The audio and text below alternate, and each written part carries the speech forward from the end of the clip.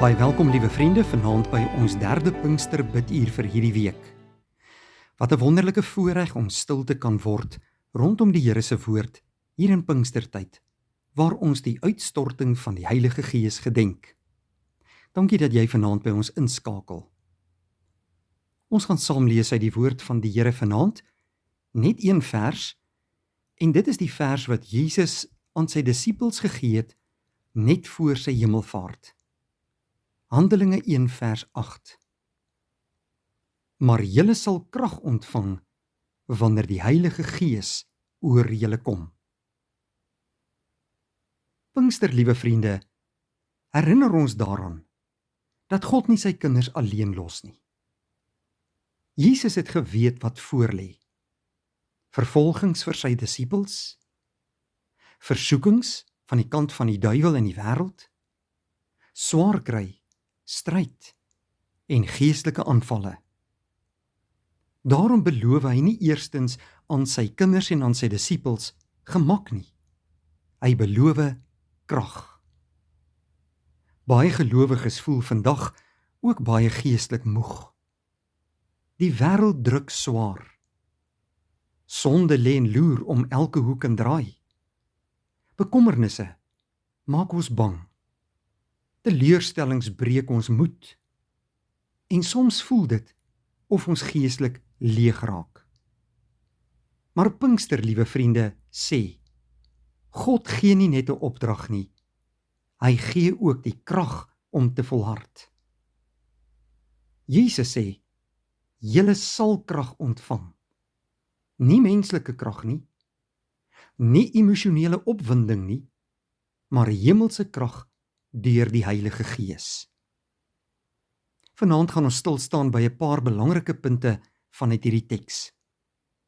En ons eerste punt vanaand is die volgende. Ons eie krag is nie genoeg nie. Die disippels het dit self geleer. Petrus het groot dinge beloof.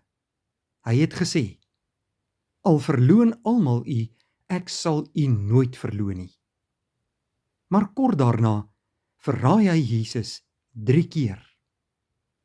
Die ander disippels, hulle het almal weggevlug toe Jesus gearresteer is. Waarom? Omdat menslike krag beperk is. Ons dink soms, liewe vriende, ek sal self sterk wees. Ek sal self staande bly. Ek sal self die sonde oorwin. Maar sonder God se krag hou niemand lank nie. Die Bybel leer ons, die vlees is swak. Selfs die sterkste gelowige het die Heilige Gees nodig. Dis waarom Pinkster so belangrik is. Die Christelike lewe kan nie in eie krag geleef word nie. Jy kan nie self die wêreld oorwin nie. Jy kan nie self sonde doodmaak nie. Jy kan nie self getrou bly of geestelik volhard sonder die werking van die Heilige Gees nie. Jesus het nie vir sy disippels gesê, gaan dadelik in julle eie kragte nie. Nee, hy sê, wag. Waarom vra hy dit van hulle? Want hulle het krag nodig gehad van God. En vandag is dit nog steeds net so waar. Ons grootste probleem as Christene is dikwels dat ons te veel op onsself wil vertrou. Ons eie vermoëns, ons eie planne, ons eie emosies, my selfvertroue. Maar God bring ons dikwels op plekke waar ons besef, Here, ek kan nie sonder U nie. En dis juis daar, geliefdes, waar die Heilige Gees begin werk. Die tweede punt vanaand. Die Gees versterk swak mense. Dit is een van die mooiste waarhede van Pinkster. God gebruik nie volmaakte mense nie.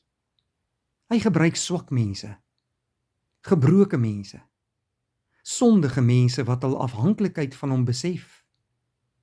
Kyk na die disippels. Voor Pinkster was hulle bang, onseker en het weggekruip. Maar na Pinkster, Hulle verkondig Christus met vrymoedigheid, oral in die strate van Jerusalem. Wat het verander?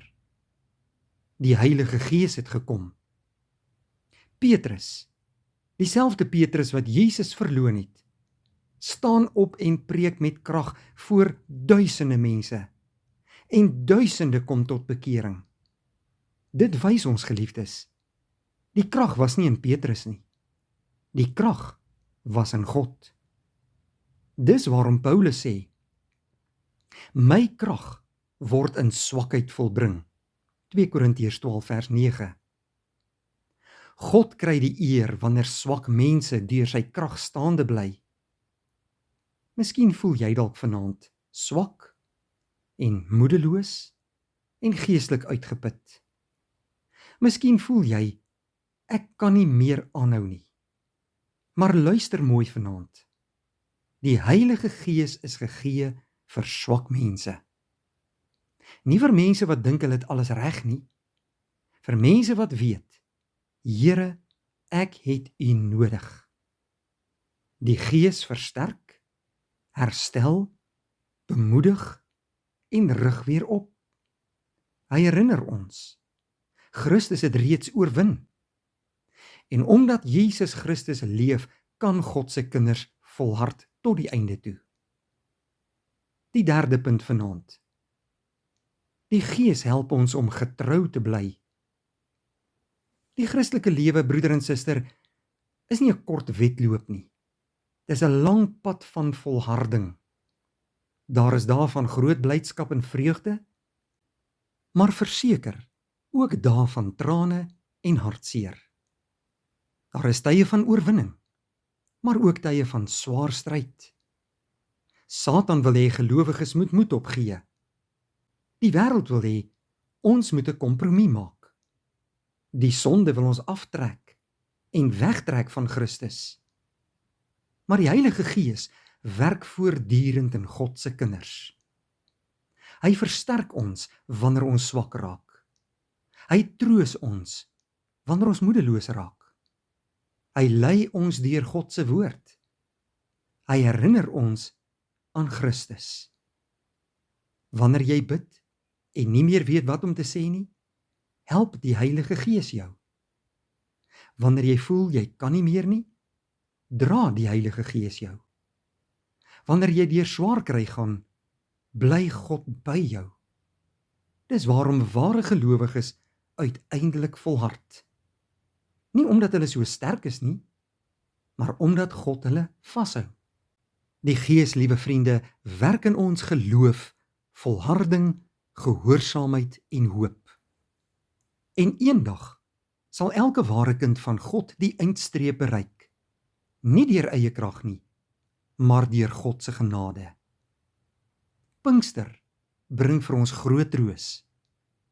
Jy hoef nie die Christelike lewe alleen te leef nie. God gee die Heilige Gees aan sy kinders. Daarom moenie op jouself vertrou nie. Moenie moed opgee nie. Moenie dink jy is te swak nie. Want God gee krag juis aan swak mense. Jesus sê vandag nog vir ons, julle sal krag ontvang. Mag ons in hierdie Pinkstertyd weer leer. Ons hoop lê nie in onsself nie, maar in die kragtige werking van die Heilige Gees. Kom ons bid saam. Dierbare God en Hemelse Vader, in hierdie aanduur, kom buig ons voor U neer, die lewende God van hemel en aarde.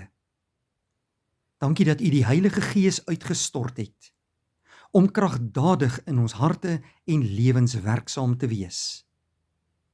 Dankie dat hy by ons is en in ons woon en werk.